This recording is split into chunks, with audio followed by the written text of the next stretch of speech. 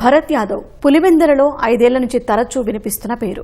వివేక హత్య కేసుల సంబంధం లేకపోయినా నిజాలు చెబుతానంటూ సీబీఐకి లేఖలు రాశాడు. పులివెందుల వైసీపీ నాయకుల అండదండలతో వారు చెప్పినట్లు వివేక కేసులో భరత్ యాదవ్ మాట్లాడాడు. వారి సిఫారసుతో వైసీపీ హయాంలో తుపాకీ లైసెన్స్ పొందాడు. పట్టపగలు ఒకరిని చంపడానికి కారకుడయ్యాడు. అనతి కాలంలో గంజాయి సరఫరాకు గ్యాంగ్ లీడర్గా ఎదిగిన నేరస్తుడు భరత్ యాదవ్ను పోలీసులు అరెస్టు చేసి జైలుకు పంపారు. పులివెందుల పోలీసులు చాలా ఏళ్ల తర్వాత భారీ స్థాయిలో గంజాయి ముఠాను అరెస్ట్ చేశారు. ఏళ్ల తరబడి గంజాయిని విచ్చలవిడిగా సరఫరా చేస్తున్న భరత్ యాదవ్ సహా 10 మంది గ్యాంగ్ ను మంగళవారం అరెస్ట్ చేశారు. ఈ కేసులో డాన్ గా ఉన్న భరత్ యాదవ్ వివేక హత్య తర్వాత సీబీఐ విచారణ సమయంలో వైసీపీ నాయకుల సూచనలతో నిందితుల వెంట ఢిల్లీ వెళ్లాడు. సునీత దంపతులపై ఆరోపణలు చేస్తూ సీబీఐకి లేఖలు రాశాడు. విచారణ ఎదుర్కొని వాంగ్మూలమిచ్చాడు. మీడియా సమావేశాలు పెట్టి సునీత దంపతులపై నిందారోపణలు చేశాడు. వివేక హత్య కేసులో ఏటూ సునీల్ యాదవ్ కు సమీప బంధువు భరత్ యాదవ్ 2019 వైసీపీ హయాంలో ఆ పార్టీ నాయకుల సిఫారసుతో తుపాకీ లైసెన్స్ పొందాడు. ఇష్టారాజ్యంగా సెటిల్మెంట్లు బెదిరింపులకు దిగేవాడు. వడ్డీలకు అప్పులివ్వడం, సకాలంలో చెల్లించకపోతే గన్ చూపించి బెదిరించేవాడు.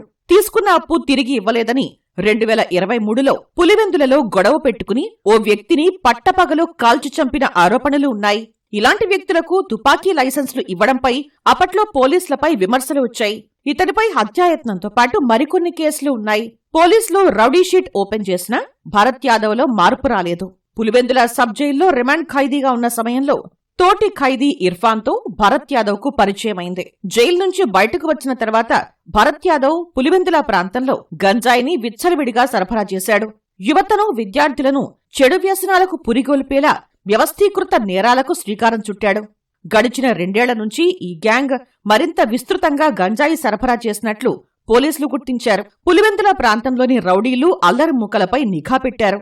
పక్కా సమాచారంతో భరత్ యాదవ్ 10 మంది గ్యాంగును పట్టుకున్నారు. 15 కిలోల గంజాయిని స్వాధీనం చేసుకున్నారు. మరో 8 మందిని అరెస్ట్ చేసి 110 లీటర్ల నాటు సారాను స్వాధీనం చేసుకున్నారు.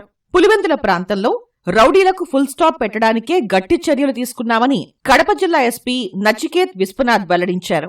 ఆ గాంజా నెట్వర్క్ సంబంధించి ఒక పాత అఫెండర్, ఒక రౌడీ షీటర్, ఆయన పేరు గొర్లా భరత్ కుమార్ యాదవ్.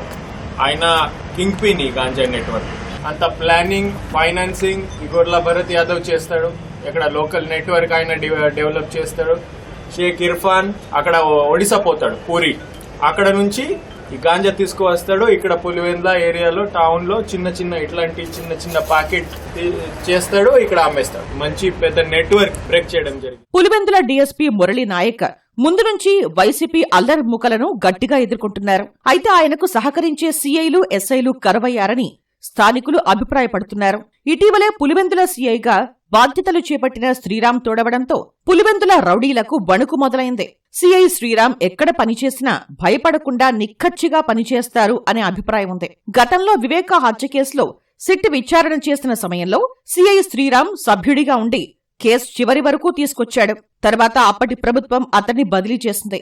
ఇప్పుడు మళ్లీ పులివెందుల ప్రాంతంలో సీఐ శ్రీరామ్ మార్క్ చూపిస్తున్నారు. ఇలాంటి భరత్ యాదవ్లు మరికొందరి భరతం పట్టేందుకు పోలీసులు సన్నద్ధమవుతుండటం శుభ పరిణామమని ప్రజలంటున్నారు.